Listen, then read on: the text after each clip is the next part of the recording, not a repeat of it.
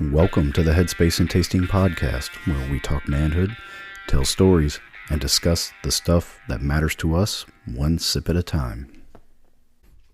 Hello, Kevin. What's going on, Matt? Not much. A little tired today. Why? Well, I stayed up late last night watching Band of Brothers. Okay. Again, for like the fifth time. Started over again. Okay. But I think You're still on Curry. No, I think I was in Carentan after the jump, Okay. and then I fell asleep. When they took out the 3 artillery pieces? Yeah. Which is still a playbook thing for the U.S. Army today? Yep. Mm-hmm. How to attack a trench. But then I went to Pizza Ranch last night for the first time. What is that? It's a buffet pizza restaurant, but they also have fried chicken and chicken wings and a salad bar and ice cream, and Please tell me you just ate the pizza. I just ate pizza. Okay, good for you. And I burnt my whole entire mouth on one piece of pizza. Cheese? The first bite I took, and my whole mouth burnt. I was like, oh, great. I got to go do bourbon tasting tomorrow, and I'm not going to taste anything. What's this flavor taste like? Burnt cheese. Yeah, it tastes like burnt mouth, like third-degree burns. But yeah, it was not worth the money. I don't recommend it. There's a Tuesday nights, if you have one adult, you pay for an adult, a kid eats free under a certain age. So okay. If you don't go on Tuesdays, though, everybody's paying, and it ain't worth it. Gotcha.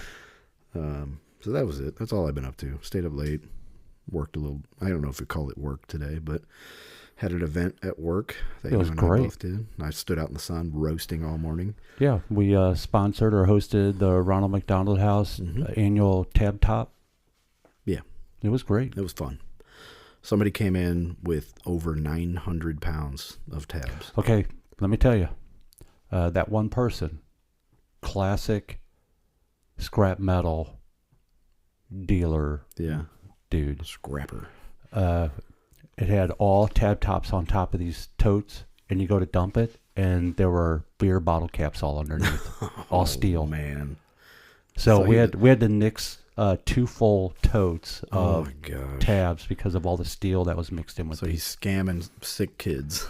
There was no way there was 900 pounds. It was probably more like 300. Yeah.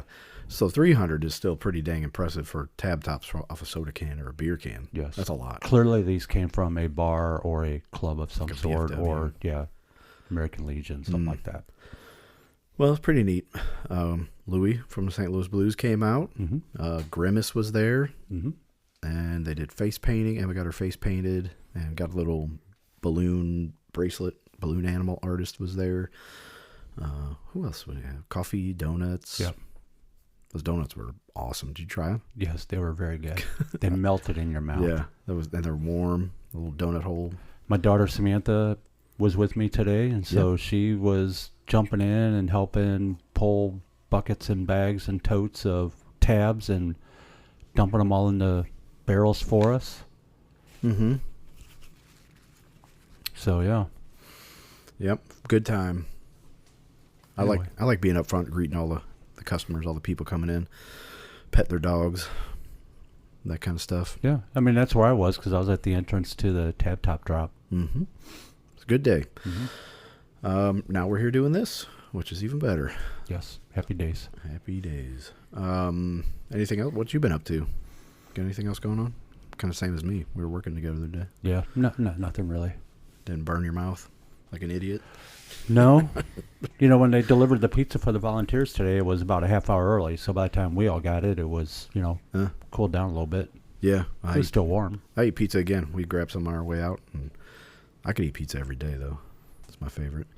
All 4 food groups. Yep. This is the perfect food. Well, we got a guest today. We do. Again. This is a record. 3 in a row. 3 in a row. It saves some of my research work that I have to do for our shows. Yeah, so we can stay lazy. We can just... Right. Anyway, today we have Jason Hughes. He is a retired science teacher of 30 years. He is a former college football mascot and a lifelong character actor. Today, Jason owns and operates his own business in which he creates creative voiceovers with character. Welcome to the show, Jason. Hi, Kevin. Welcome. Matt? Yeah, I see you're also married for 30 years, man. Yeah, That's we're coming great. up on that. Congratulations there, Thank dude. 3 children. Yeah. Good. Yeah. Jason and I go way back. We've known each other since the early 2000s. We met through church. Yeah, easily. Yeah. Just about 20 years, I would say. Yeah. Cool. Yeah. Yeah. Small group leader. Watched our kids grow up together. That's right. Yeah. Keep bringing more in with the baby carrier. Kevin, you took the lead on that one. I think I maintained it. You did. Your quiver is full. Exactly, it is. So you graduated from right up the street from here, Francis Howell North? I did. Yeah, back in 1992 when North was still a building, and now they've torn it down. Yeah. And Did they built a really? new I one. didn't know they tore down North. They did. Yeah. Yeah, that building had some foundational issues and needed to come down. It's kind of weird to think that I'm old enough to have a high school that's no longer. But there it is. I went to Fort Zumwalt South, and I drive by it, and it doesn't look like the same school I went to No, because it's they not. just keep adding wings and theaters and Yeah. all sorts of stuff. It's crazy. I went to North, but it was always just Fort Zumwalt. Yeah. In the year I Oh, graduated, they okay. changed it to North, and I refused to call it North for the year I graduated. Yeah, that's kind of like at Francis Howell. They call themselves the original. They never called themselves South. It Yes. never occurred to them that they would have to. I don't think we never called it Francis Howell South. No one does, Yeah. except the people that From- want to egg them on. Yeah. Okay. So what was it? What kind of things were you into in high school? Well, in high school, it was mostly band and drama. Okay. I did a lot of those things. The marching band was fantastic. What instrument did you play? I was trombone, Okay. playing in the low brass Yeah, You section. my see, I nephew. never even knew that because I've always known you as a piano player. Well, there's that, but you can't really march with a piano. That's Was that the first instrument you learned how to play? well, I would say piano was the first one that Okay. I dabbled with, because we always had one at the house, and my sister took lessons, and I just listened to her. Okay. All right. So I would play around on that, but trombone is the first band instrument, Cool. I should say. All right.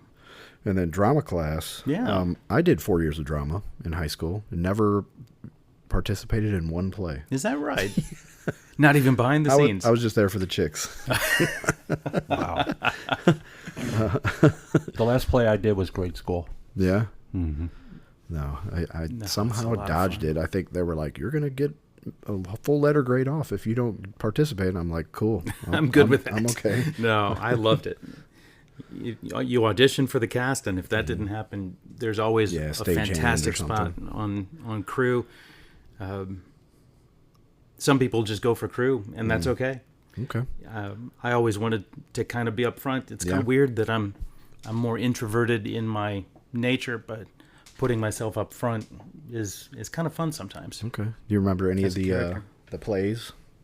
Remember any of the plays that you did? Oh, sure. We did. Well, geez. Now that you put me on the spot. Well, you have the classics. There's always like Guys and Dolls. No, we did or- Arsenic and Old Lace. Okay, there you go. We did. We're just I think talking about everybody does. We were just talking about Everyone that does Arsenic and Old Lace. one. Yeah. Yeah. We did a version of Dracula. Oh. We did a comedy of errors, Little Shakespeare. Mm. That was interesting. Lots of good stuff. We never did a musical. A lot of high schools do musicals. Yeah, but, yeah. But we never did that. Oh, okay. I guess it's just all up to the drama teacher what they What want. they're ready to pull off. Mm, Yeah. Okay. Yeah. Cool. So then you graduated high school, Yeah. and where'd you go to college? Well, I guess I wanted to stay close, but not too close. Yeah. Went over to Mizzou Okay. and thought biochemistry was going to be my major. Uh-huh. Organic chemistry probably convinced me otherwise. Okay. Yeah, it was tough, And so I thought, okay, how do I take this love of science that I have, and drama at the same time? Excuse me. Where do I put those together? And I thought teaching Okay. would be a good place to do that. So I changed my major to science education. All right. Secondary science education. Cool. So did you know that even when you were in college that you knew you were going to be a teacher? Not until after sophomore year. I didn't have that on my radar first. I thought I was going to be in a laboratory researching. Oh. I thought that would be kind of Well, these days it interesting. might be a good idea that you weren't, because you might just disappear. Maybe. Yeah. There are scientists that seem to be going away. Which we were actually discussing earlier in the week, this week, because the United States isn't the only country having those issues. that Apparently, right? it's happening in China too. Huh. Yeah. Yeah. The strangest one is that general that was supposedly involved in the UFO studies. Yeah, the one where who disappeared had down a- in Arizona. Had or a red wherever. back. He said he left the house with a red backpack. He had a .38 caliber pistol, but surveillance, all the street cameras, traffic cameras have no sign of him leaving his neighborhood this way, that way, like all directions. He just gone. Beam me up, Scotty. Yeah, another one. The two ladies were hiking, and she's like, I looked back. She was right there. We're talking back and forth, and then it was kind of quiet for a while. I checked on her again. Oh no, she's still back there. Keep walking. Look back. She's gone. No trace whatsoever. Just gone Crazy. off the trail. Really, really weird. NCC 977 is 997. Is that who 917 she ended up on? Hmm? That ship? Oh, I don't know. No, okay. Never mind. I don't know what that is. Star Trek reference. Okay. NCC 1701. 1701. Thank Come you. on, man. I knew somebody would get it. So going back to high school, Yeah. definitely science fiction nerd. Yeah. Okay. Have you read The Forever War? I have not. That's a good one. That's an Yes. old classic. That's a great one. That's a good book. It's kind of like a metaphor for Vietnam, Mm-hmm. where these guys are going over to fight this war, and they come back, and everybody else is moving forward with their lives. But so he's relating it to relativity, like if you go out in space and come back, Right. it's the future now. And then he'd go get deployed again, come back, and it's now everybody's so far, and you're still like the same person. Same person. Mm-hmm. It's a great one. You have a favorite that out. science fiction book? Favorite science fiction? Well, right now I think it's Project Hail Mary. Yeah, Yeah. it's a great It's one. so awesome. It's so well It's done, so man. well done. And man, I'll tell you what. I don't know when the last time I cried in a movie like that. Yeah. And I don't know if it's because I listened to the audiobook and it draws you. It's just such a great story, and the guy who did the voiceover Yeah. was really good, and I really had high expectations to go for the movie, and it I did too. met every expectation. Yeah. When I left the movie, I felt like I had the same emotions that I had when I closed Yeah, the it was audio great. book I was like, off man, the they did a phone. great job. Yeah. Really, really did. I have yet to get emotional in a single sci-fi movie ever. Oh, Not You're dead a inside. single one. Huh? No. well, usually they're not emotional like that. I guess, like they're like, E.T. oh, Let's you go didn't get back. emotional, E.T. E.T. No. Last 20 minutes. No, Oh, dude, there's something wrong with I you. didn't. This one, But I was haven't good. seen Project Hail Mary yet either. Listen to Oh, the wow. audiobook first. We won't spoil anything. The part where they're having their party, Mm-hmm. their going away party. Oh, yeah. And the karaoke scene. Which was added Oh yeah. afterwards. Dude. It was like, It's just- it fit man. really well done. All right. I love the problem solving in that. The Yeah, way you yeah, watch. yeah. And same thing in The Martian. It's the you've got a character that's given an impossible circumstance, Mm-hmm. and how do you overcome that impossible circumstance given the stuff that you Yeah. have? Very Apollo 13 Yeah. kind of The way good- of looking at things. The good thing about that is it shows well-rounded skills will do you very well in an emergency situation or some type of situation where you have to have critical thinking. No. Yeah. Like do it in a certain amount of time, probably quickly, keep your wits about you, and just like start knocking out small wins. Yeah, you know? you got to be creative with things that you have in front of you. Yeah. What are you going to do with it? Yeah. Are you resourceful or not? Yeah. Yeah, and then, when I didn't know it was the same author as The Martian until at the end of the book it said written by someone. I was like, whoa, wait a second. And he's only written 3 books. Yeah. Artemis was the third one, which it didn't hit me the same as the other 2, but it's still a good book. Yeah. What? You held your finger up like you had wanted to interject something. I'm talking to myself. Sorry. Oh. Well, be less emotion. What do they call it? You know I'm a hand talker. Give me a break. Well, you hand talk when you talk to yourself? Yes. You're just letting everybody know all of your Whenever we decide to psychosis. go with our video recording, We'll be able to see it. I'll have to learn how not to. We're like, tell Kevin to sit on his hands. What do your hands say? Sorry. So you're after your sophomore year of college. Yeah. You kind of had a moment. Did you was it your grades where you were like, No. or is just It wasn't about the grades. difficult? It was about what do I feel like I'm ready to do as a career. And I didn't see myself sitting in a laboratory by myself the whole time. Even, scientists work in teams, but even still, I didn't see myself just doing that. I wanted to interact more. How do I take that science and drama and mix the two? I thought to myself, do I want to be a drama teacher? Probably not. Not as much job security, I thought. Yeah, you'd have kids like me that's just there to flirt with the girls and not actually do anything. Yeah. Yeah, everyone has to take science at some point. So, but it felt like a really good place to show off creativity, to be able to be a lifelong learner myself in the field. It seemed to fit. Cool. Yeah, some of the things I've seen personally from knowing you, but also on your Facebook posts every now and then, you were not a boring science teacher. I sure hope not. I would have loved to have had you as a student. Well, I appreciate that.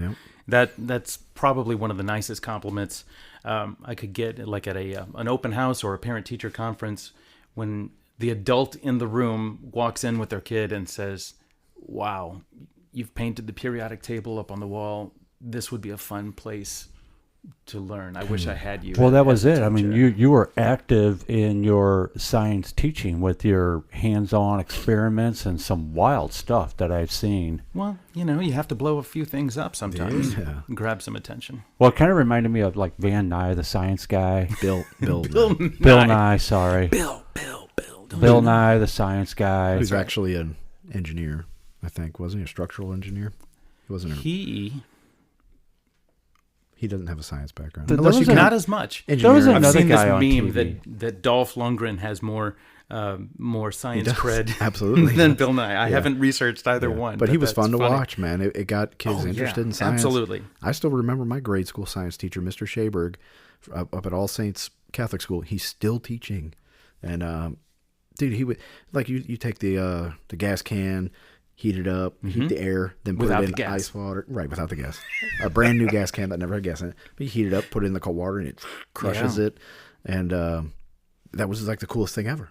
I was like, whoa. Oh, you got to break out the liquid nitrogen then. Yeah, Well, see, that was the cool thing about Jason, because Jason, and rather than some science teachers, because I'm a witness of it, would show you a video, and I'm going, well, all right, yeah, nice video. Yeah. But Jason would actually do it in his class, That's cool.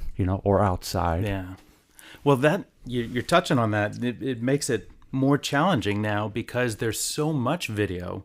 There's so many people that do what I do and make video of it that the kids are less impressed when I do it live. They're also That was like, the last third of the career, with cell phones and YouTube. Really? okay. Yeah. Even after they've- watching it on video, they I've would seen be this bored. before, Mr. Hughes. I've seen that. Oh, man. All right. So before we get into teaching, Yeah. because that's probably going to be a pretty long segment to talk about that. Sure. you had these drama skills, that you like to be out in front, but you're kind of introverted. That kind of is perfect for a mascot. It right? is perfect for a mascot. Can goof off and do And crazy stuff. No one nobody knows who you are. are. That's exactly right. I wanted to ask you, do they announce like on campus tryouts for Truman the Tiger? They did. Okay. I actually had a friend who tried out first, and we were talking, and it sounded awesome. It Yeah? sounded perfect. I'm not horribly athletic. There's no way I'm going to be on a college team anywhere. Marching band at Mizzou seemed to take a lot of time away. So I wanted something to get myself involved, and I would say Truman the Tiger.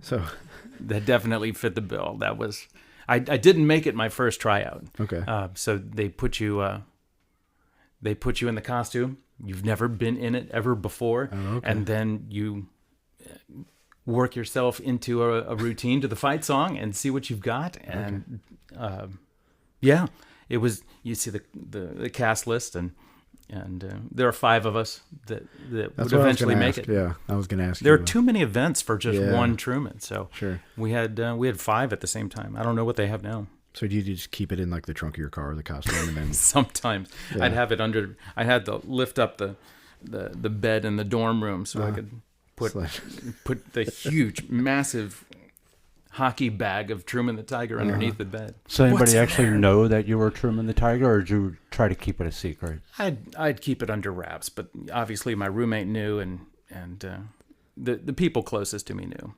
And how many years did you do it? About 2.5 Okay. of the 4. cool. Nice. What are there written rules and unwritten rules of mascot? Well, it depends on your mascot, but Okay. Truman doesn't talk, so we would have that rule. Okay. You certainly don't speak, and you're 100% kid friendly, so you can't do anything that would be even misconstrued as something that's not. Well, you have kid-friendly. paws. I would be surprised if you can give anybody the finger. You've got 4. I don't know. You're in There's close no- proximity to some cheerleaders, though. You got to be careful. You can't be careful where your paws are going, man. Well, that's one thing. You don't have much visibility. Yeah. At least in our costume, you'd look out the cheeks, and you not even just wouldn't straight be able. forward? Well, Or like the mouth You've got the and nose cheeks? and the cheeks right in Nose and front of you, cheeks? out of Okay. a foam. You can see through. They can't really see in. Yeah, And man. so visibility is you have to trust where your big feet are. And you did the football games? I helped did out you at football rotate? games. I was Truman number 3. I Number was 3? not Truman number 1. So I did women's basketball. I did swimming. Believe it or not, I had nightmares that I was going to fall in the pool. That would I'm be bad. so far away from the pool, but even still, nightmares. I'm pull going to you fall straight down to the There's bottom. Truman. He's dying. He's drowning. Why is the Mizzou Tiger mascot named Truman? No, Harry Truman. Who's that? It was not Truman State University. Yeah. Yeah, but who's Harry Truman? Harry Truman, Missouri's own president. Okay, That's right. President of the United States. President of the United States. Harry What is the Truman. one thing that Harry Truman is known for? Well, he was most involved in that Manhattan Project. Yeah. Well, he was uninvolved in the Manhattan Project Right. until he became president. Yeah. But he's the only president who actually gave the order to drop an atomic Yeah. bomb twice. Yeah. I think So we're 2-0. Yeah, by the 2-0. way. Missouri. 2-0. Victorious. We got the guts to do it. I think he packed his personal car and drove him and his wife back to Missouri after he left office too. I would Is that not be correct? surprised. I think That sounds like Harry Truman. He was down to earth guy. he was a World War I artillery officer. Yes. Yep. Fought in France. The have you seen Oppenheimer? Oh, you probably Oh, have. yeah, Sure. Did you watch absolutely. it, Kevin? No. At the end of Oppenheimer, Dr. Oppenheimer goes into the Oval Office and he's distraught over what he created. Like he has that famous quote, "I am become death, destroyer of worlds," which is from this Bhagavad. It's an Indian Hindu thing. I am become death, destroyer of worlds. It's a really haunting clip when you see him. I don't know what show he was on, some talk show when he said that, but you could tell like he's haunted by this. But it shows him going into talk about like, hey, this is really destructive power with the president. Like we probably shouldn't have done this.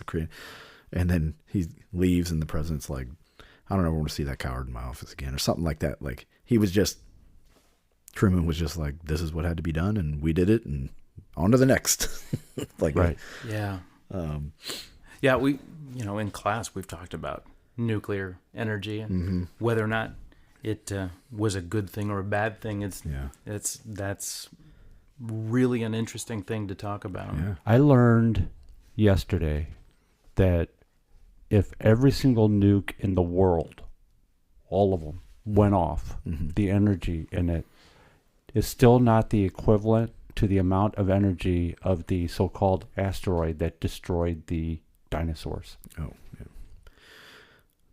Not even close. Yeah. So what would have happened, did happen after that asteroid strike would have been a bunch of, nuclear winter, basically. They're saying it actually would be less. Right. So if you drop the nukes, though, you have the leftover radiation that would carry on. That's what would be the worst part about it, I think. Yeah. You would have the nuclear winter plus but the sun radiation. wouldn't be clouded out completely. The way they teach it to us, it's not really one of those things that would happen. Anyway. Interesting. So my daughter was the Easter Bunny for the last 2 years here at Mid Rivers fantastic. Mall. Excellent. Loves the role. And it's 2026, 25. At the time now, she's got these little cooling vests and things that she wears while she's in the costume. Did you have that back then, or no? No, I didn't have it. I had to be creative. So how did you train for sweating and overheating? Well, you know a Camelback. Yeah. When you're biking, you've got this backpack that fills with water. I would put, when I was about to do a parade the next day, I'd put water in the freezer in my Camelback, and I'd have ice on my back the whole parade, and every once in a while I'd get some ice water coming through. Wow. But nowadays they do have little fans in the professional, like Casey Wolf type mascot costumes. They'd have What's little Casey fans. Wolf? He's for Chiefs. Oh, okay. Yeah. So have you? That's Former Truman, by the way. That's a very safe mascot for the Chiefs to have. mostly. If you remember, we had Dan Mears Yes. speak a couple years ago. There he is. At a conference that we were at. Actually, I don't know if you were there. I don't think so. I think it was before you started working at Didion. And he discussed or talked about his life as the mascot for the Kansas City Chiefs. And he's got a book out. Was it Wolves Don't Cry? Is that right? Something like that. I'll I have to forget check what it's that out. called.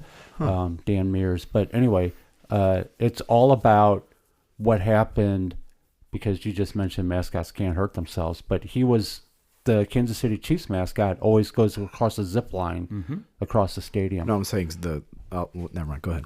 Okay, I'm sorry. And then the zip line on one day broke, and he fell. But it still kept going, but the support fell. And he's still hanging on while it goes across the stadium. Oh, so the cable was still connected, but the support fell? And it created quite a few internal and physical damage to him. They had to more or less get him to the other side of the stadium and get him out and get him to the hospital. And he's got a great story to tell about that. But that was curious for me. You, as the Truman, the mascot for the Mizzou Tigers, did you ever run into a situation where you were physically injured or somehow avoiding those kinds of situations? I never felt unsafe. There were times, you go to a mid-Missouri state fair sometimes, and they have all sorts of interesting put-together kinds of amusement park rides. Yeah. And the truck that had the bungee jump, I had somebody suggest, "Hey, Truman, why don't you go up there and bungee jump?" No, I think I would die, but I can't tell him that. You just have to mimic and mime and say, "No, sorry, I'm too scared to." But that would certainly do a number on you with your 30-pound head. Yeah, pushing yank your down. neck off. Is that how much that head weighed? Oh, I don't know if it's 30. Mine Okay. was fiberglass. They're much more they're much more compact. So my helmet was a hockey helmet, and then it had a fiberglass outing Oh, on the wow. outside of that. That would be. It was maybe I have neck injuries now. I don't know.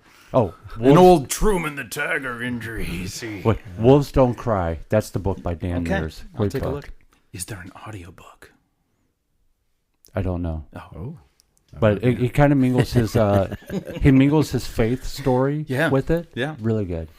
And when I was in Columbia, he did a speech at I think Rockbridge High School while I was there. Oh. And so he brought in the costume and talked about what it's like to be in the costume. And one of the things you were mentioning before, the taboos, you can't disrobe out of the costume in front of kids. Yeah.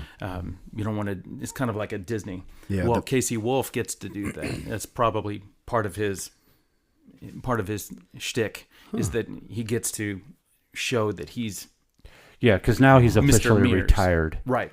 But Yes. even when he was mascotting, he was showing himself as himself. Really, I'm I a would freak person. out as a kid if somebody just popped their head off as a mascot.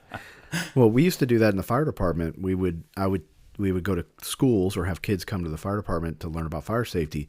And as I was teaching, I would put my gear on and then eventually put the air cylinder on and the SCBA, put my mask on, my helmet, and turn the air on and let them hear me.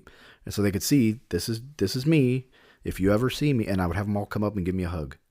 I would say, if you ever see me in your house, you come and run to me and give me a hug. Yes. So that way, because kids will hide that's under good. beds or go into closets, and I'll give me a hug, and then I would take my stuff back off, and as I'm talking to them, say, "See, it's still me." That's a great way to train people. Yeah, it was really, it worked out really well. And plus, kids love you. You're like a superhero to them when you it's really cool. How much did all of your equipment weigh? I think it's somewhere about 80 pounds or more. Depends on your tool load that you're carrying. You know. It could be well over 100. The whole costume was about 30 more pounds. 30. Yeah. Probably more after a sweat. Yeah, for real. It's like dancing in a sauna. What was it? Mostly fun, or Oh, did yeah. you ever feel like it was work? No, it was total fun. Total fun. The only time it wasn't is when you're with mischievous kids that like to unzip you in the back. Or pulling the was like, tiger's hey, tail. That's Does he have a full length tiger tail? full length Okay. tiger. I miss my tail. When you get picked, like you're going to be one of the Truman the Tigers, Yeah. do they get you guys all together for like a celebration party, or is there like a hazing ritual you have to go through or anything? No, It's not like there's joining a fraternity. There was no hazing, but we'd have monthly meetings where we all get together and plan out. Did the month number of one events. guy walk in like he was No, he was a king? good guy. Like, How many times after a football game did you get beer dumped on you? None. Okay. No. Like they beat Iowa and everybody's partying and hanging from the football, I wish. end zone pole, whatever Unfortunately, it's my called. Field goal. time at Mizzou was not it was one of those rebuilding decades. Yeah,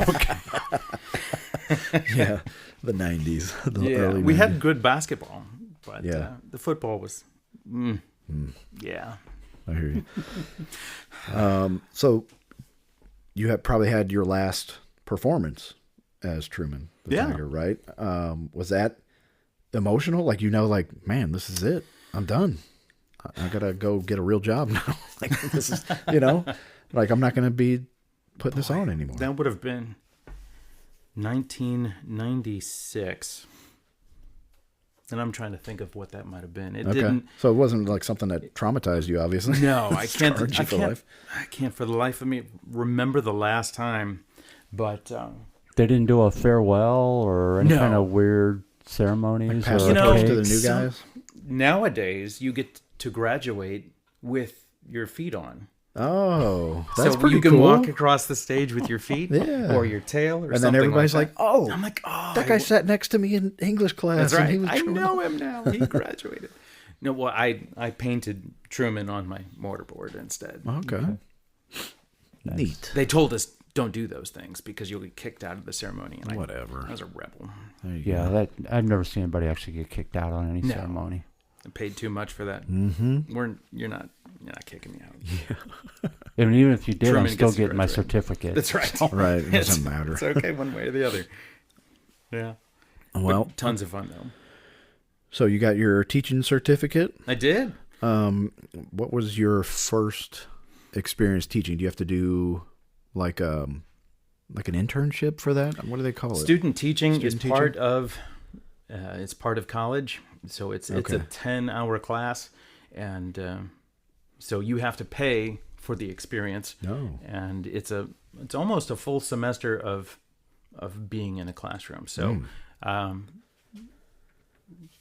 yeah, it's difficult for some people because you're not getting a paycheck at that point, and you have to live. So it's part of school. I did mine at Rockbridge High School in Columbia, Okay. All right. doing biology to sophomores. Okay. And then when did you decide? So you taught in middle school, right? Did you try like high school, middle school, elementary school to see where you fit best, or? I started at Francis Home North High School. I taught there for 9 years at my old high school with a lot of my former teachers, which was a lot of fun. But a job close to home opened up at the middle school, and after about 9 years, I wanted something a little bit different. Okay. And so I figured middle school would click with my wacky personality a little bit more. Right. So you wanted students who are a little more interested than I just need to get my grade for the semester. Well, middle school kids are very moldable still. High school kids are very set in their ways. They're either awesome, set in their ways, or they're, I'm not doing any work for you, set in their ways. And it's really difficult to get. It's not impossible, but it's a lot more difficult to pull somebody out of that once they're in high school. Yeah. We had a blast. A lot of great kids. I still am in contact with them today. A lot of my high school kids from so long ago. That's a lot of fun. Has any of them come back to you and said, "You inspired me to be a teacher"? Yeah, I have doctors and nurses and teachers and Really? all sorts of people. Nice. So how do you feel when you know the influence that you've given to all of these students? What goes through your mind? Well, it gives you some purpose that some sense of purpose that what you've done over the last 29, 30 years hasn't been for nothing. You've gone through some trials, but it made a difference to some people, and that's helpful. So for you as a teacher, did it always seem like it was more than teaching? Like I am setting people up, changing lives, or at least putting people in a certain direction. Teaching is the way to get in and help. So some teachers that I talk to have thought of it as their mission field. So it's their way of being able to love on students and help them in their time of need, especially in middle school. It's a really impossible time of your life. I mean, nobody looks to middle school and said, "This is the crowning achievement in my humanhood, in my humanity." No one looks to that. No, usually it's just nightmare stories. Yeah. I would challenge anyone to go back and not feel traumatized by something that happened in middle school. So, as a teacher, do you think middle school is worthwhile, or do you think the old school method of grade school to junior high school is a better way to go? Because when I went through school, it was junior high, and it was me too. 7 to 9, and then you had 10 to 12. And then while I was still in high school, it was 6 to 8, 9 to 12. Yeah. I still think not ninth grade at the high school, for me, at least at that time period, was a wrong way to go. Like ninth grade, I think still should have been. Yeah, you're really still just a little kid in Yeah. ninth grade, right? And sometimes sometimes it feels like sixth grade feels more like an elementary, and ninth grade feels more like a middle. I can see it both ways. Back in our day, we had sports at the junior highs. Sure. That led right into sports at the at the high school. We had marching band at junior high. Though that's a lot more resources. Yeah. A lot more resources. I never did the history. That's worthwhile, I think, digging into. I never did the research on why we switched from junior high to middle school. The middle school model is a way of transitioning from that elementary mindset into something that's more. So there's kind of like they're trying to do a junior high. Yes. Ish type thing. My nieces go to junior high. They go to school in Illinois. They're going to go to junior high, but it's only 7th and 8th grade. Well, it's kind of funny. That is more of a junior high. It's kind of funny because you mentioned we're trying to get people to grow up a little bit, but I think we're growing up slower these days than we were back then. And to me, it would make sense to go back to the junior high method versus middle school, because nowadays people don't even want to get their driver's license before they're 18, 19 years old. Yeah. Yeah. And that's senior year of high school. I know. Yeah, That's scary. Yeah, But they don't need to get in their car and drive to the mall to be with their friends. that's true. We had to. They just FaceTime each other now, Mm-hmm. or send memes through Snapchat, whatever the heck it is. I don't know. Anyway, all right. I'll save that for another day. No, it's I can see it both ways. I know that age kid needs a lot of help to navigate what's going on, and so being a middle school model and having teams where you have 4 core teachers that are with those same kids all day long, that was very helpful. I would say that right now we're in middle schools that are more junior high like. Excuse me. In that we don't have those teams anymore. The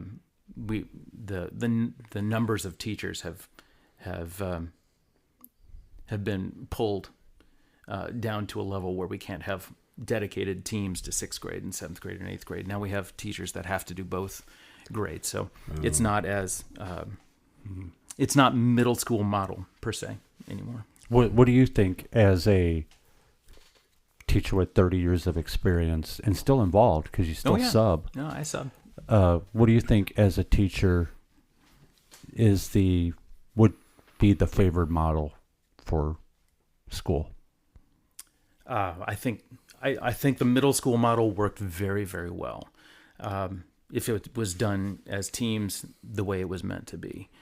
Do I think that 8th graders could be along with 9th graders in a real junior high? Sure. So maybe 5th, 6th, and 7th at a middle school, and then 8th and 9th at a junior high, and then 10, 11, 12 at a high school. Gotcha. But So that requires more buildings, more supervision, more Right. administrators, and more tax money, which I'm completely It's not opposed to. happening. I know. Understood. And it's not like our neighboring districts have really earned that trust. So I understand. I mean, as a teacher, I know that we need more teachers, and that requires funding. But I understand why the voters do what they do. Yeah, it's hard to, like, when you see this brand new football field or brand new scoreboard being put up or brand new, all the athletic, and then you're like, wait a second, the kids are in trailers out back of the high school. Like, what the heck are we doing here? Yeah. Something's backwards. They'll say those are from different budgets. Sure. Mm-hmm. Okay. Okay. I haven't seen a trailer in a while, though. No. Wow. But we grew up in those. Yeah. Yeah, I had them at Zumwalt South. elementary school wasn't big enough, so you'd put trailers outside. I think they had trailers all 4 years I was at South. I think they did. They built the new wing, the new math and science wing that's towards Mexico. Mm-hmm. And then it was like we never left the trailer. It filled up as soon You had as trailers at the high school. Yeah. Okay. It was like as soon as they'd opened, Yeah. they just moved other classes out of the trailer. I will tell you, the trailers are gone now at South. All right, yeah. Yeah. There are no more trailers there. Probably no more room for them on that property. Well, there's a lot of room there still, undeveloped. Is it? Yes. Oh, towards the backside, like towards 70. Yes. Yeah. Anyway, so 29 years as a Yeah. full-time student. I mean, a full-time teacher, and starting what year? What was your first year? 96? 96. 96? I started in December of 96. I changed my major, so I had to go an extra semester at Mizzou, and then you're in the middle of a school year hoping for finding a job. Just happened to have one at my old high school that opened up midway through the year, and they needed somebody desperately, and I needed a job desperately, and it worked out nicely. Cool. That's perfect. I had 6 different rooms that year. I was teaching on a cart. I had to go to everybody else's room on their planning period. It was brutal. Right. It I was remember those brutal. days where, as a student, you were in the same class, but the teachers would rotate. Yeah. Yes. I had to dissect frogs on a cart. So here I am wheeling my frogs down the hallway during a passing period to get to the next class. It's horrible. Was it weird going into the teachers, what do they call it, teachers lounge still? Sure. Yeah, like the Yeah. break room. Well, And you're like, it's "Am I more supposed to- weird. Am I allowed to be in here? It's more weird to try to call these people by their first names. Yeah. It's like I can't call you Rich. You're Mr. Kulagi. I get that. Yeah, that would be difficult. Yeah. So you've seen significant changes over your career. Yeah. In probably curriculum, administration, and students, and Cell phones. yeah. I'm trying to think. When did Columbine happen? That was That was 1999. okay. 99. So you were a teacher when that Oh, yeah. happened. We had at Fort Zumwalt South, we had a kid hold a class hostage with a gun. It was very weird. I was in Spanish class, and I just remember seeing the principal run past our room. I was like, well, that's kind of weird for him to see the principal running. And then he just came by and said, lock the doors. Don't nobody go anywhere. And we were just sitting there for hours and hours and hours. Meanwhile, there's a armed standoff in one of the classrooms upstairs, the SWAT team and all that there. Wow. When was this? 96 or 97. Okay. I graduated in 97, so it had to have been 95, 96, I guess. Nobody got hurt. He just kicked the teacher out, locked the door, and sat there and smoked a joint. And then the cops came and talked him into surrendering. And That's good. that was it. 'Cause those things turn. Yeah, it would have been horrible, man, because Yeah. nobody was prepared for that stuff at that time. I mean, it seems like it took 20 years for people to be somewhat prepared for that kind of situation after Columbine. But so you saw that happen, and then immediately after that, I'm sure there was, well, hey, we got to get together and figure out our response to Well, this. we started having professional development trainings Yeah. about those things, and it really scared some teachers, and others were more in the mindset that if this is the way things are, then obviously we need to be prepared for it, and here's how to do that. Here's how you block a door. Here's how you Yeah. protect yourself should that need arise. But I've, knock on wood, Yeah. never had a place like that in my career. And then you had 9/11.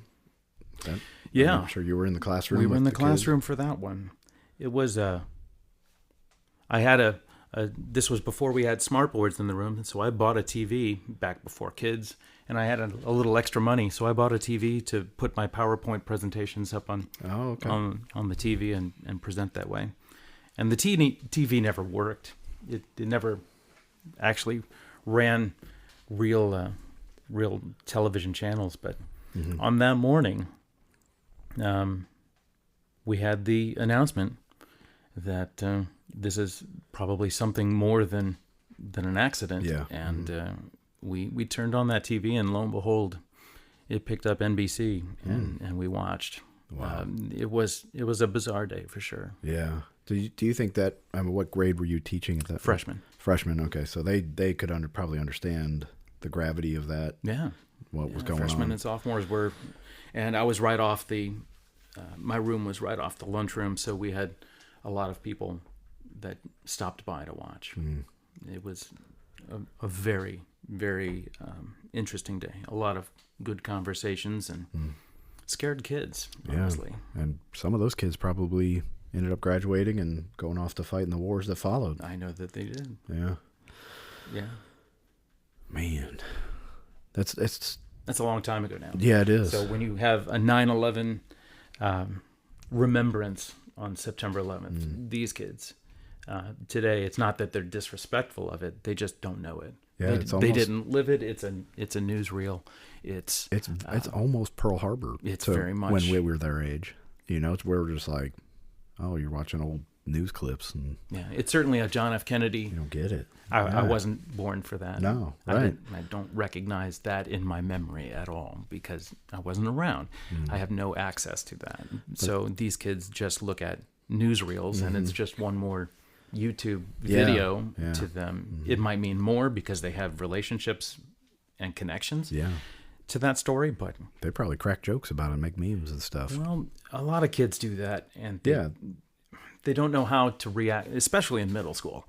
They don't know how to react when their emotions do big things. Yeah, right. And so sometimes they crack jokes. Yeah. And they didn't mean to be disrespectful. No, it's just normal kid They behavior. just do it. Yeah. And so it's, in the moment, it feels weird because kids cracking jokes about it. Yeah.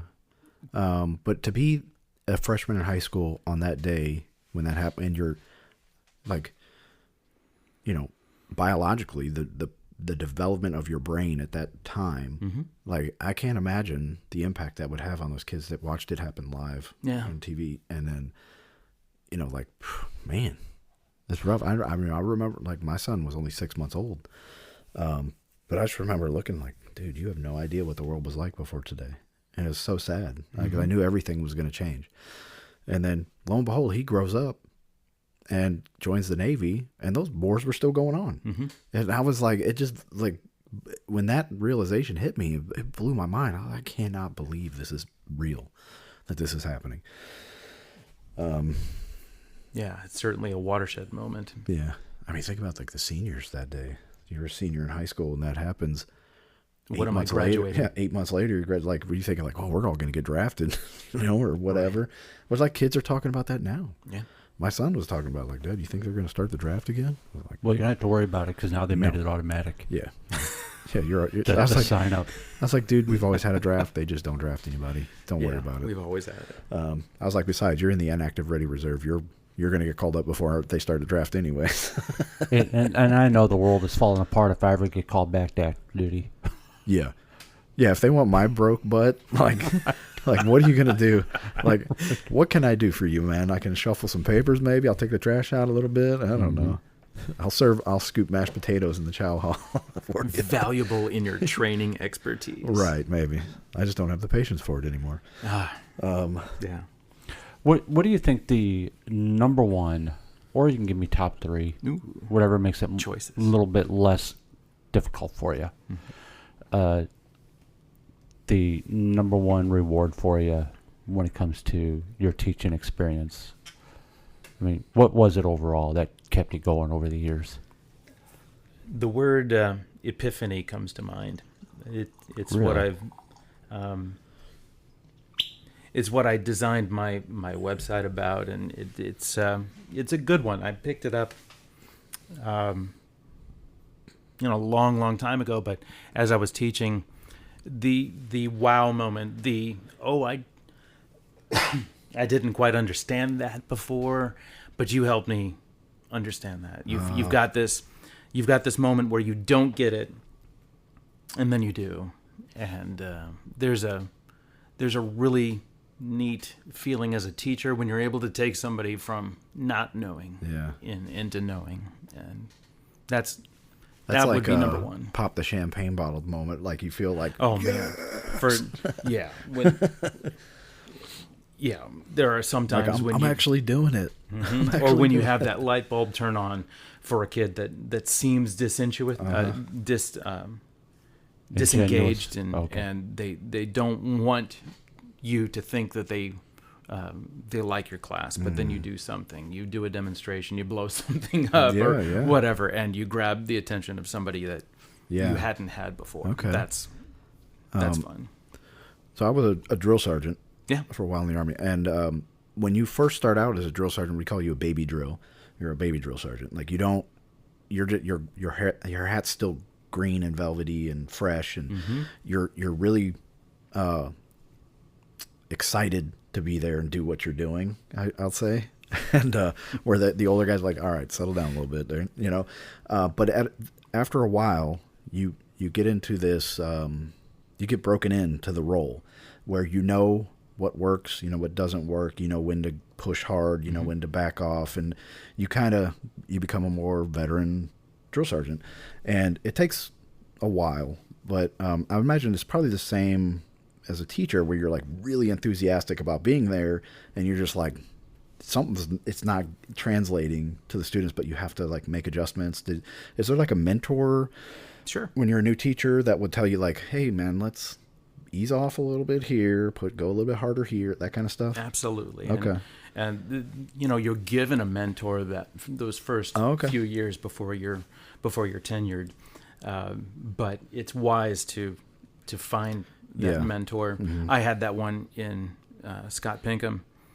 He was my next door neighbor teacher, doing physical science at the high school, and I followed him over to the middle school as well. But the ability to learn by doing, with a partner who's right there, who can, you know, release some wisdom when you need it. Probably a sounding board too, where you're frustrated, and he probably looked at you. This would happen when you're like venting to your senior drill sergeant, and he's just sitting there kind of smiling at you and like, oh wow, yeah.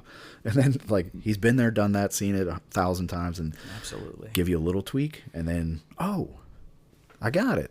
I mean, navigating the stuff that isn't teaching, that happens at a school, all of the interruptions that take place while you're attempting to do your thing. Yeah, that would be really frustrating, man. You're in the middle of I'm trying to pour liquid nitrogen, and the PA system. Well, worse, the police came in to do a drill. Oh gosh! I was like, I thought I had cleared this with everyone. Yeah. We're doing this. Is my money is literally boiling away, and we're outside, or we're hanging out. We weren't outside. It was one of those intruder drills, and it just happened to be on stinking a cops, moment when I was.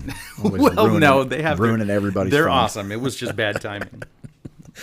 But those are the things that would make you frustrated in the moment. How long did it take you to feel your groove of like, I know what I'm doing now and what works, what doesn't work, and obviously you're going to make adjustments. 29 years. Yeah.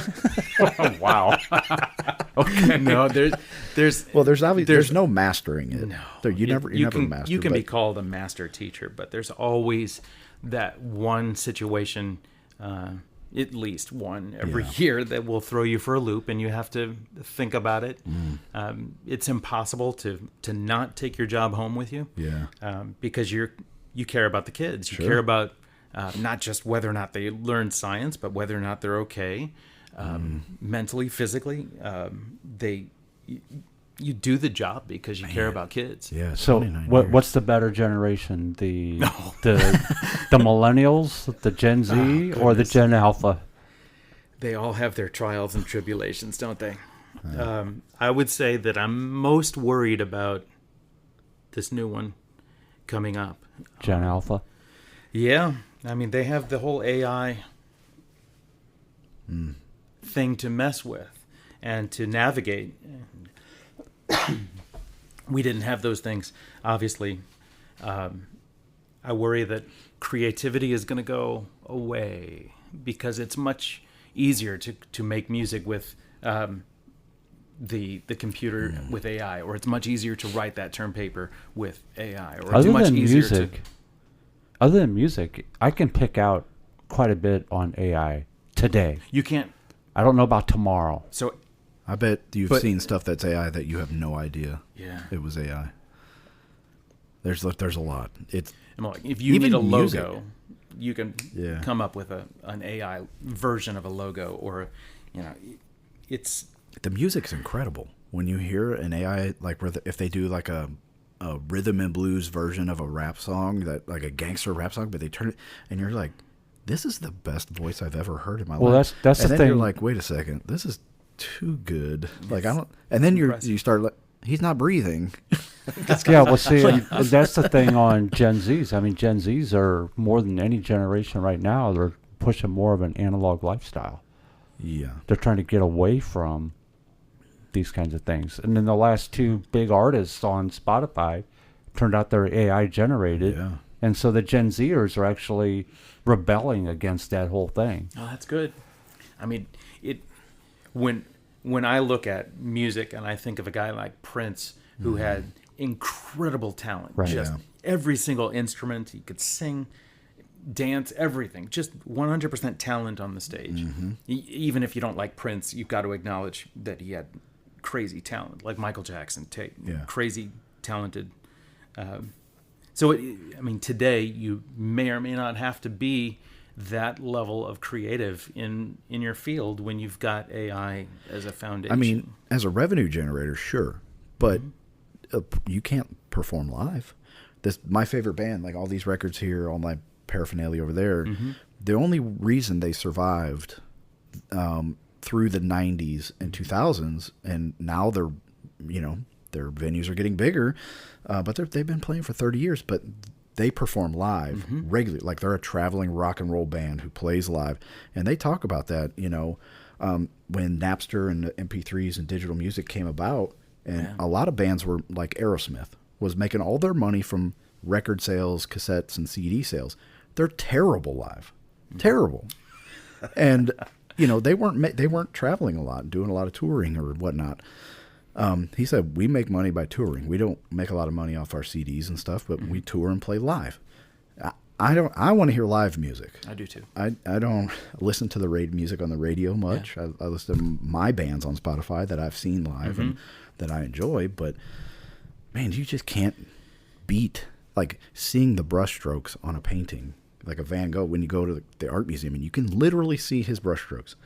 Now, is that from us being our generation, knowing what it was, and are we looking back to that, or does that even translate to today's kid? Are they looking for are they even same... interested in it? Like, do they care like I do? Because I hope so. Like I used to sneak out and go downtown to St. Louis to see a show at the Galaxy. Kids today, like, you have to literally push them outside and lock the door so they don't come right back in. Well, their friends are on the computer. Yeah. So I was sitting with my son outside last night. We're sitting in the backyard, and I was like, it's so quiet out here. And I look around. There's no kids outside playing. None. It's different. And like, we'd had pick-up kickball games and play tag and chase ghosts lightning in the bugs graveyard and whatever. Oh, lightning bugs. They're all gone now. Not in my field. Pesticides. But like in the neighborhoods, like here everybody sprays chemicals all over their lawn. So I'm like, I don't even want my kid playing on that grass. I'm not spraying that crap on my grass. So you've seen the evolution of the different. You've seen like probably 3 different generations of kids go through. Sure. And then cell phones hit the scene. Well, that's the big deal breaker right there. Yeah. The moment we had that kind of competition in the classroom, and we were told to encourage cell phone use. Really? Oh, yes, absolutely. If they're going to have the cell phones, then we should use them. So every app that was possible, we told them to take out your phones, let's use this. Take out your phones, let's do this. So I guess they thought they looked at it like cursive writing, like they should learn this or they're going to get left behind. Yeah, maybe. I mean, it feels like if they're gonna have it anyway, we might as well teach like them how to use it. Typing class to computer class. Yeah. But I mean, what we found and what I think is pretty obvious the world over is that they simply don't react well with having that kind of stimulation. Yeah, that's dopamine in their hand. They're getting way too much dopamine. They're very good at typing underneath the table. Yeah, without even looking. Yeah, exactly. And so now, state law. Some people said it was crazy. I, as a teacher, totally on board with it. Great. State law says leave the phones at home or at least put them away. I used to get yelled at for staring out the window. Yeah, like I'd be distracted by birds flying, or I'd hear a dog barking, and I'm like, man, I wish I was out there. So I can't imagine if I had a cell phone at that time. Those were analog birds. Yeah, they're fake. They're real. Those are pigeons. They're spy. They're actually CIA spy drones. Birds aren't real. I mean, Speed Racer used them. That's right. Give me a break. Well, and then we know that Operation Mockingbird's a real thing, that the CIA creates media. Anyway, we could go with that. So, you had the going from like a flip phone where kids are texting each other in class. Then you have smartphones coming out where they're taking pictures of and exchanging photos that are explicit or for revenge purposes or to try to bully somebody. It takes bullying to a completely different level, doesn't it? Yeah, it's almost not fair. No, they had to deal with, and the fact that we allowed it in the schools and we were giving all of these to so many kids, it's almost unfair. Well, like they just didn't have a chance. They have you're no chance. going to be bullied in a completely different way. So addictive. When I was a kid, when I got bullied in my middle school or whatever, when you left middle school and you went home, it's over. It's over. Yeah. Now it's a 24/7 kind of a thing. And thousands of people witness it. Yeah. And it's not just like the 20 people that were standing there. And it's there forever. Yeah. Man, it's terrible. It's tough. Terrible. So yeah, they have a completely different set of challenges to deal with. And then the teachers aren't prepared to help them deal with this, right? Because you're like, I didn't have cell phones when I was a kid. I have no idea. You can't relate really. And or playing even catch up. Even if we had a cell phone, I'm not in their circles of text groups, so I wouldn't know what's going on. Yeah. They could have a really, really bad day, and as a teacher, unless I'm inquisitive and empathetic, I don't know why they're having that bad day. So some days I'm awesome at that, and some days I'm less patient. But so. Well, then you also saw like the pharmacology, like the kids on antidepressants or ADD medicine or whatever, like that became more and more and more. I think when I was maybe, I don't know, I remember my brother getting put on ADD medicine, Adderall. And I think they wanted to put me on it, but I my mom was like, no, you're crazy. But it was pretty rare. Yeah, it was like as a kid, I think very, it was very pretty rare. rare. Now, I mean, I can't even guess at how many kids in a given school are medicated like that. We don't have that kind of information unless, it's really scary. Man, do they still have Pizza Friday? Like the school pizza on Friday? And it's not the square pizza that we grew up with. Oh, no, that's no. some bull That's what I was going to It's ask. real Papa John's. Are you serious? Yeah. These kids are ruined. You got to have the square pizza, man. That stuff, I still crave it. They have to find the square pizza at some point. Yeah. Man. Right? These kids have been robbed of everything. So when it came time when you decided you were going to retire as a teacher, was that a mandatory retirement, or you just decided I'm done? Well, someplace in between. It was there's certainly not a mandatory retirement. You can keep on going for as long as you can do the job. Yeah, Mr. Shaberg's still going. He's probably 85 years old now. I had, personally, I had 20 years in the same classroom, and the opportunity of retirement from public school was there, and I wanted to try new things. I've been there, done that, and I thought it would be fun to maybe go try something else. So trying something else, what is that exactly? What did you decide to do? Well, it's many hours of trying to figure that one out. What do I want to do when I grow up? Kind of question. So in the background, I've been taking my science plans and turning them into lessons that I can put online and share and sell there. Teachers Pay Teachers is a great site for educators to put their lessons and maybe get some in return. Some people make an entire salary from that. I make a little mad money. which is nice. It's extra on the side, but for the teachers out there, Epiphany Science, if you need science things, a lot of people are balancing equations across the world because of my worksheets and things. So nice. There's that. Epiphany, what is it? EpiphanyScience.com. Okay. Yeah, that's a place where I put a lot of my my teaching over those 29 years, and I tried to compile them into one place so that I would be better organized, just with the things that I have and the things that are online that I could reach out to. So it was an easy place for me to house things as a teacher. And I know you still sub. Uh-huh. Have you ever thought about venturing into professorship at a university or a community college? It's possible. Sometimes those colleges and universities use the same public school retirement system that we do, and so if I've retired from it, I can't go back into it. So okay. It's possible, but it would be fun to try something maybe completely different. Yeah. So what's the big venture, the completely different that you're doing right now? The completely different is to try some voiceover and get into voice acting. The stuff that I was addicted to as a kid, watching Saturday morning cartoons with the bowl of cereal and nothing but bliss. Yeah. The happiness of Saturday morning He-Man. watching. Let's see, that was weekday. That was every day after school. weekday. Well, that's what I was going to ask you. What were your Saturday morning favorites? Goodness, Bugs Bunny. Yeah, Looney Tunes, man. I mean, you've got an hour and a half of just nonstop Bugs Bunny cartoons. I like Wile E. Coyote. I loved the Wile E. Coyote ones. Right?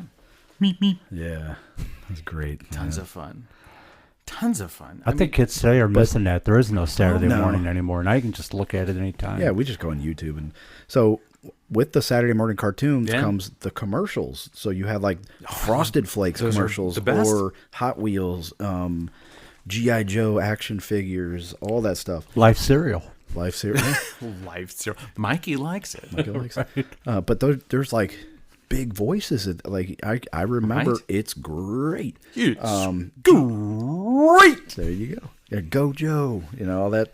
When I was a kid, Oh, yeah. I remember because all knowing the- is half the battle. That's right. All of those things. The taglines, man, it was huge when we were kids. It was massive. And the commercial, we're like, Mom, can we get Frosted Flakes? Can we get? No, it's too much sugar. We're not getting Frosted. So we had to get cornflakes. Kicks. And then we would sneak sugar off the shelf and put sugar in our cornflakes. Or Rice Krispies. She only got the plain Rice Krispies. So you're doing voiceovers now. Yeah. I'd love to.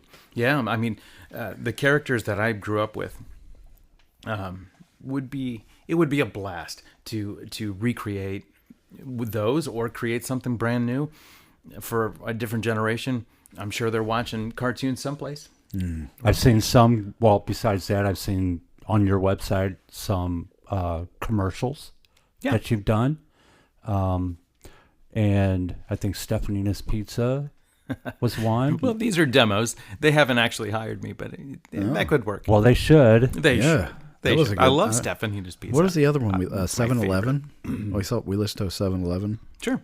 These are, I use AI to help me out. So what I did is I grabbed a commercial that already existed, used the stem splitter to pull out the voiceover so that I could practice. Okay, so and it's kind of put like myself your on. portfolio Sure. or like an audition They're just tape. demos. Yeah. And you built your own studio. I built my own studio.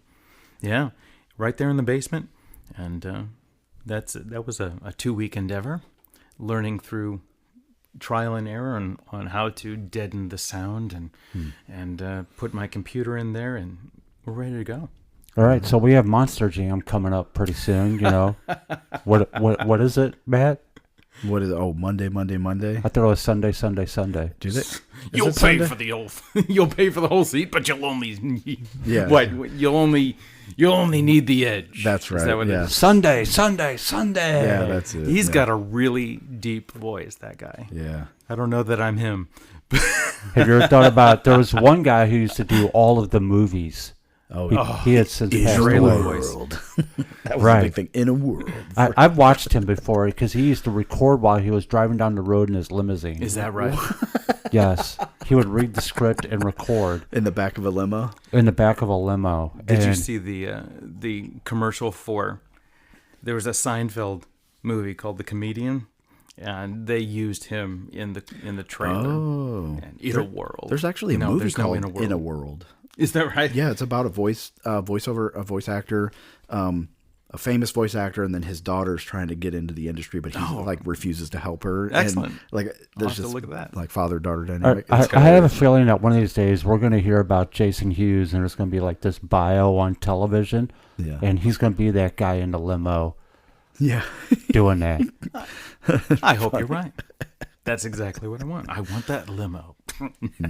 No. But you want to do audiobooks Well, as sure. well, right? Audiobooks or Anything- commercials.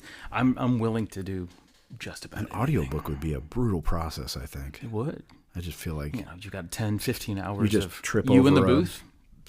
you trip over a line. You're like, all right, let's run it again. Would- for would the you do- 50th time? I got. Would you do different voices for the dialogue? Yeah, you'd have to. Do you practice To do with, it like- well, I think. Yeah. Wow. To do it well. And so, depending on the number of characters, like, So, if you had a Harry Potter book, yeah. you've got hundreds of characters. Or There's a guy how- named how do you Jim document that? Dale who did the fantastic version of Harry Potter. I could listen to that all day. The Lord of the Rings audiobook. That's Yeah, that's Andy one. Serkis. That's like whoa. Well, last he week, ended up acting in the Yeah. movie as he did Smeagol in the He movie, did right? Smeagol and Gollum. Yeah. Yeah, last it's week we had fantastic. an author on our show Sure. who is doing the Wanderer trilogy, Yeah. Brittany. Mhm. Does Shout she out. need an audiobook? She does need an audiobook. She doesn't want to do her own. Well, Be interesting. I think Eva. We're networking here. We're making things You, happen, Kevin. yes. On the Headspace and Tasting podcast. I'm free. So give me some examples. What are your favorite characters, cartoon characters that you like to do? Oh my goodness! More than characters, there's a comedian named Brian Regan. Oh, Do you know him at all? He's my favorite. He's my favorite comedian. And when he does this big yellow one is the sun type of thing, it's so Yeah. you just channel that in the classroom and you play stupid so that the kids don't feel alienated. Okay. It's like so if you have this conversation about what a kid wants to learn and they don't know it, they feel left out. But if you pull out Brian Regan Yeah. and you give them an out, you say, well, I'm gonna play stupid too, but it's okay. And then you can teach Yeah. from that. Laughter is huge. That is great. And if a kid gets your laughter, if a kid gets your humor, then it's great. If they don't, sorry, Yeah. tip Ignore your the waitress eye and rolls. go. But Don't listen to the haters. Keep Yeah. doing what you do. yeah, but it's a brilliant thing to be able to grab somebody's attention through humor. Do you have a good bad dad joke? A good bad joke? No, a good bad dad joke. Yeah. A good. Well, I don't think there's any good dad jokes, are there? They're all good. Right, but to everybody else who's not They're a dad, bad. they're bad. Yeah. Well, do you know why? Okay, how about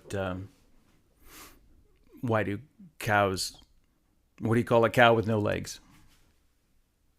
Ground beef. Ground beef. What do you call a cow with 3 legs? Oh, I don't know. Lean beef. There you go. Why couldn't the bike stand up? It's too tired. Goodness, those are horrible. I got to step up my dad game. I don't have any dad jokes. Why do cows wear red tennis shoes? Uh, So they can hide in cherry trees. You ever seen a cow in a cherry tree? No. No, it's because they work.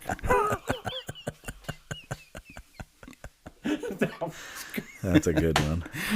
Oh, that's actually Those a are slapper. Those are straight from Scouts, right there at the campfire. Are you good? Campfire. Are you good enough with your voiceover to do Darth Vader? Let me hear you talking. No, I can't do a James Earl Jones very well. Not without that's tough. digging into it. Well, he had like a voice modulator Oh, thing on his thing. What a deep voice. Yeah. Love him. I'm assuming your voiceover stuff is a growing business. It's a Yeah. It's a fairly new business, growing. this is our opportunity to promote you a little bit. So why don't you tell us a little bit about your business and what you're trying to do? Yeah, I appreciate that. I put a website together of my demos at hughesvo.com, and the goal is to branch out into whatever niche the community wants me in. I need to figure out exactly what that is, but I'd love to do commercials, animation, video games, documentaries, audiobooks. It would be fun to pull on a character and do a video game. And you'd have to go to Comic-Cons and all that all the time. Who's the PBS guy? The PBS guy who's doing the Civil War and... Kevin, we're not 80. We don't watch PBS. No. Come on now. Oh, you're talking about the one who makes the documentaries? Yes. Civil War? Yes. He's doing the Revolutionary War. Ken Burns. Yeah. I was like, I can see his face in my brain. You can do Ken Burns. Well, I mean, Ken Burns has all sorts of... he uses voice actors to talk in the way that they would have... Mm-hmm. You know, if you have a first-person letter that's written to somebody else, they speak it in the way that it was intended to be heard. So do you study like American dialects? And you know, I just in the process of I lived in 18 years in South Carolina. Yeah, and they speak like nobody I've ever heard speak before. And you can just go like down to Savannah. Mm-hmm. They are completely different, or not even within Charleston. I mean, you go to Charleston from Columbia to the upstate, everybody speaks differently. Mm-hmm. And I mean, shoot, just up in North Carolina, there's a area up in North Carolina, they still speak like Old English type of English. And Boston's a crazy difficult accent to really nail. So it's very diverse across the country. So if you're, the amount of dialect training you would have to do. It's a process. And inside your brain, if you're doing a book, let's say, and it's set in the Civil War period, you're going to have soldiers from Ohio, Pennsylvania, South Carolina, Georgia, Missouri, whatever. So that's a lot of you'd want to make sure that you could do those things before you take that on. That's for sure. And just to keep them, I wonder, to keep them straight, I would have to take notes. Yeah, would they read? Obviously, you could edit together, so you could. Would they read like all the dialogue from one character at one time, and then switch, and then go back and forth and put it all together like that? I think it would depend on the artist. Some people would want to get in the mindset of that character and then read all of their lines in that mindset. Some people can jump back and forth. It's impressive. When I would read to my kids, like say we were reading Harry Potter, or I read The Hobbit to them, right? Yeah. I have to do the voices of the character. And I have no idea if this is correct. Like, I don't know what voices, but... Right, but you give them some life. Like, so we're reading The Hobbit over multiple nights, and they'd be like, that's not Smeagol. What are you doing, Dad? And I'm like, man, we've been going at this for a month, and I don't remember what Smeagol sounded like 2 weeks ago. Like, that was really hard. But they would not let me read him the book without doing voices. Because it connects. Yeah. Because the voice adds just that much more of the dialogue into your brain. It relates to you that much more. Yeah. It comes alive. And That's now, exactly right. I'm cursed with every time, no matter what kind of book I'm reading, I have to read. You've got to read. And the character, like, I don't care if it's a curse. Man, like, I'll read like a Clive Cussler book, and the villains, they speak with a French accent or whatever. And I'm just trying to read this book, dude. Like, why is he speaking with a French accent? Oh, it's tough. I have to read cinematically in my head at all times. So I can't do the speed reading thing. I have to read it as if it was dialogue. It takes me forever to get through a book. And I'll read like 3 books at a time because I was like, this is taking forever. I'm going to change channels and read this book. Yeah, even standardized tests. I'm sitting at the ACT. You've got 2 seconds to read this and then 6 questions after that. Can't do that. It's like a blessing and a curse at the same time. I'm reading slow. I wouldn't want to change it because I really enjoy it. But also, I wish I could read more books. Like get through more books faster. Now, are you the type of person that would double time an audiobook? Never. Okay. It gives me anxiety. I think it ruins it.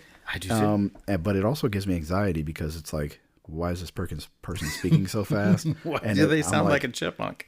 Yeah. I can't even listen to an audiobook. Not at all. I have to read it. Kevin, why? Can't do it. I do it on road trips. Like I travel to St. James. Like I'll do audiobooks. But I cannot listen to an audiobook while I'm working out, like on a treadmill or something. No, Or you got to anything focus. Like that. No, I can't focus that way. Like if I'm riding my bike on the Katy Trail, no music, nothing. I just have to like meditate.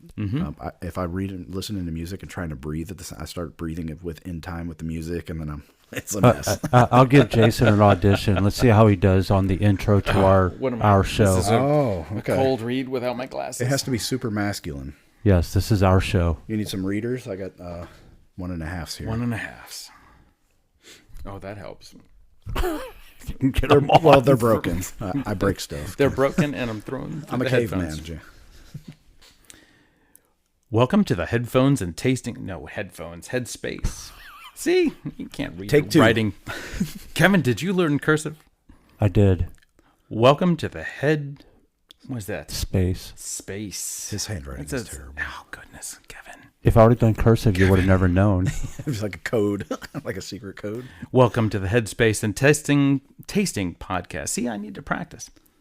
Welcome to the Headspace and Tasting Podcast, where we talk.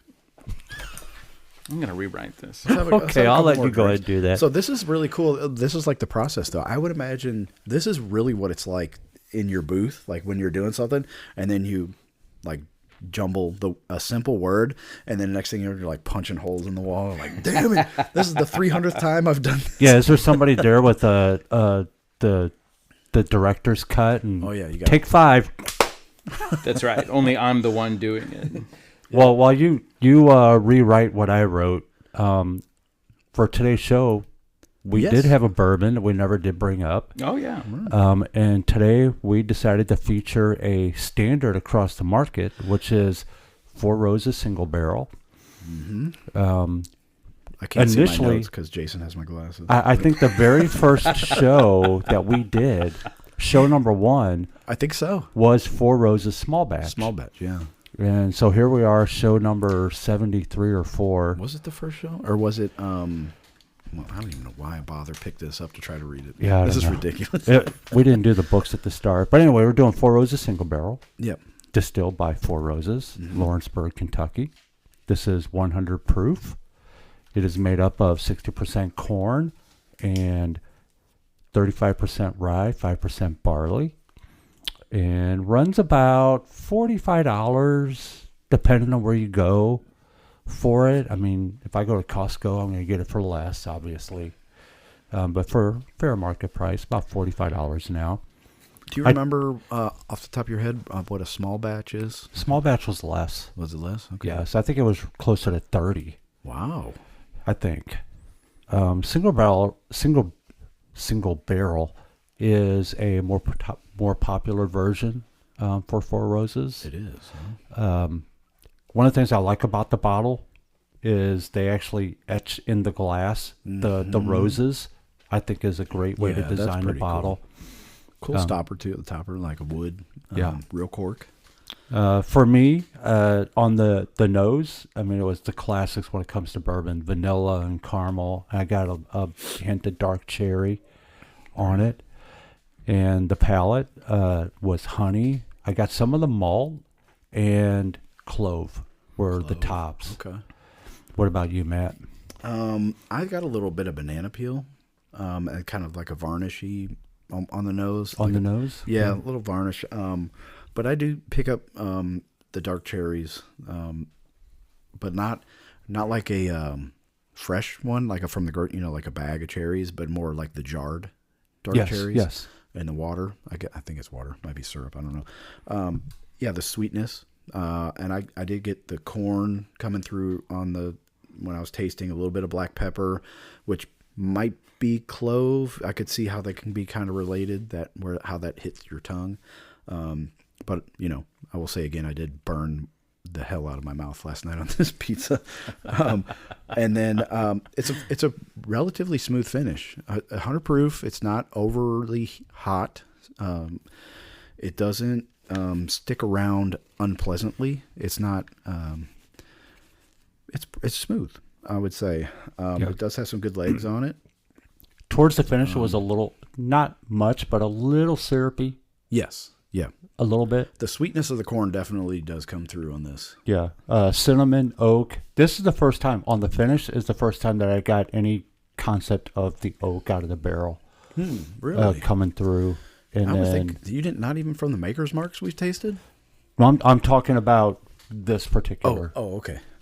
This Four Roses single Four Roses barrel. single barrel. I didn't pick up any of the oakiness until the finish. Okay. I And did spill a little bit on my hand, and I kind of rubbed my hand, and I was like, oh, let me just give this a sniff. Very oaky.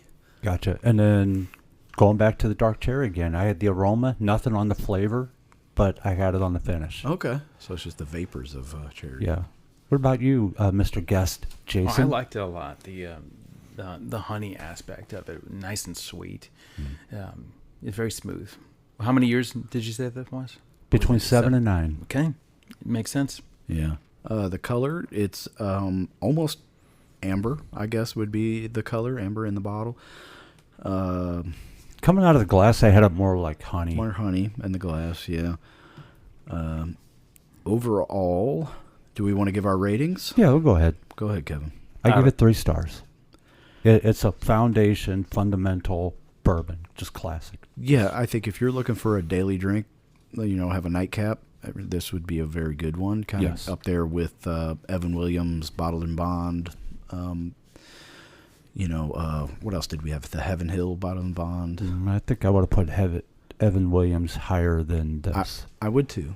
But this is up there. 3 stars for me as well. Jason, Yeah, out of no, 5 I can't stars. disagree. What do you think? I can't disagree. It's a solid bourbon.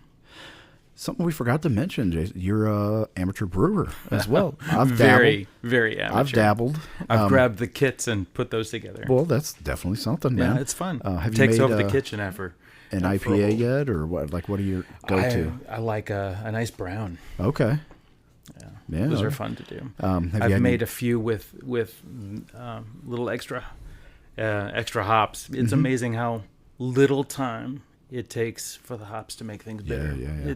They're not in there very long at all. You had any bottles explode on you yet? No, I haven't had bottles explode. I've done pretty well. Cool. I've sanitized well. I haven't had any mishaps, but That's cool. It's a fun hobby. I need to do it more. It really is fun. I've made ethanol fuel before. Wink, wink. And it's very Which is now legal, according to the U.S. Supreme Court. well.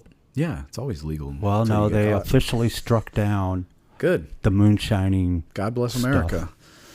It's good to. You can do your backyard stills When's now. the last time we actually regained some freedoms? That's a rare thing. It's rare. So thank God. Maybe that's why people are protesting the Supreme Court so much. Yeah, We're getting our freedom back. communists. Jason, you've been toiling away over there. What do you got for us, buddy? Welcome to the Headspace and Tasting Podcast, where we talk manhood, tell stories, and the things that matter most to us. Nice. Thank you very much, sir. We're professionals now, man. Oh, yeah. This is it. Monetize this now. We actually aren't monetized, but you can follow us on YouTube.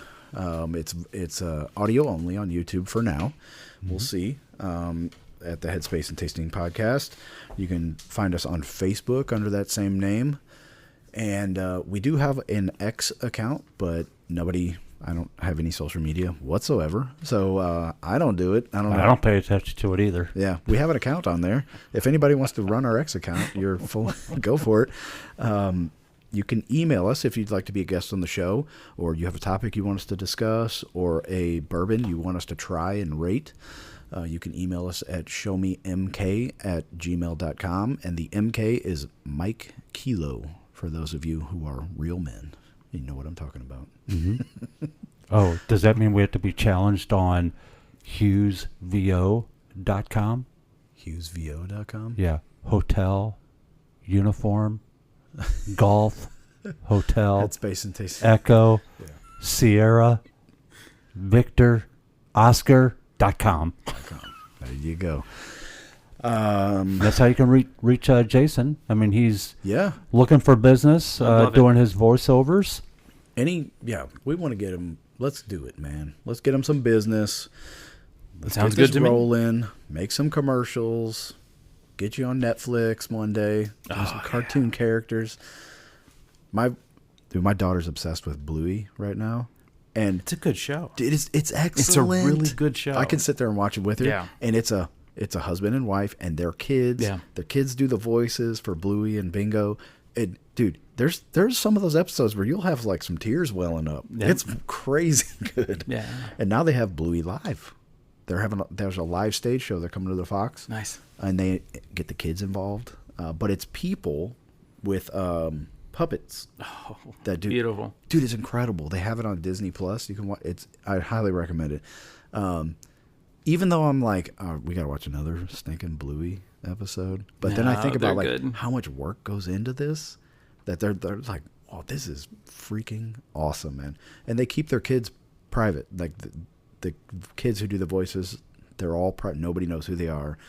Super cool, man. That voiceover world. I really hope people do not let AI take that over. That art, like we have to protect art. And when you cheap out, like if you take the easy path in anything in life, it never leads to anything good. Yeah, agreed. You have to take the path least traveled. You have to, men. Like, just do it. Do the hard thing. That's all I have. Jason, where can people find you? Are you on Facebook, Instagram, all that? What I do you am got? on Facebook, HughesVO.com, EpiphanyScience.com. Those are the sites that I try to maintain. And, No social media? well, yeah, it's there too, but under the same names. Okay. Well, dude, you got to market yourself, bro. This is your opportunity. Yeah, I'm on Facebook and Facebook. Instagram and things of that nature. Okay. Fantastic. You on Reddit? No. Oh, good. Not on Reddit. Stay off there. We're happy to have you on today. I appreciate it. Thank Yeah, you. man, great this was having you really on. fun. Really, really fun. Great conversations. Thanks for doing what you're doing, what you did do as a teacher. Yeah. Thank you. We really appreciate that. Bye-bye, folks. Peace out.